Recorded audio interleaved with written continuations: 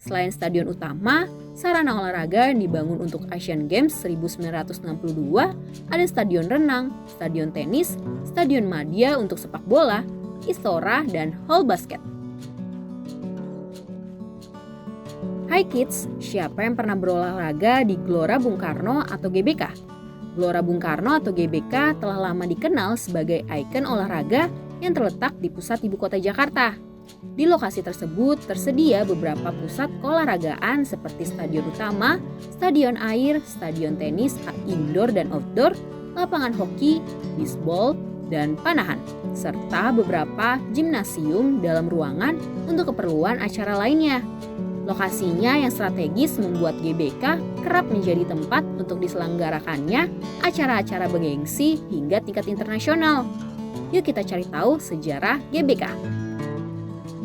Asal-usul nama Gelora Bung Karno. Awalnya tempat ini bernama Pusat Olahraga Bung Karno. Namun dalam pertemuan di hari itu, Menteri Agama Saifuddin Zuhri gak setuju. Menurut beliau, nama tersebut sangat kaku dan kurang cocok untuk menjadi tempat olahraga.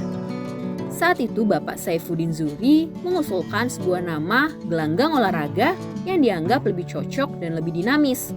Berdasarkan Historia.id, nama gelanggang olahraga Bung Karno bisa disingkat menjadi Gelora Bung Karno. Nama ini mencerminkan dinamika sesuai dengan tujuan olahraga. Sebelum kita lanjut videonya, jangan lupa klik tombol subscribe dan tombol loncengnya ya. Sejarah pembangunan GBK. Berdasarkan gbk.id, awal mula pembangunan tersebut karena ide dari Presiden pertama Republik Indonesia, Soekarno, untuk menjawab tantangan dari Asian Games Federation. Saat itu AGF menunjuk Indonesia sebagai tuan rumah untuk Asian Games tahun 1962. Pada tahun 1958, Presiden Soekarno langsung menentukan lokasi untuk dijadikan sebagai lahan pembangunan.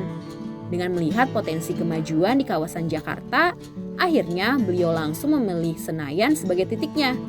Presiden Soekarno berupaya mengukuhkan Indonesia bahwa bangsanya mampu melaksanakan pembangunan sebuah kompleks olahraga bertaraf internasional yang pada masa itu belum banyak dimiliki oleh negara maju sekalipun.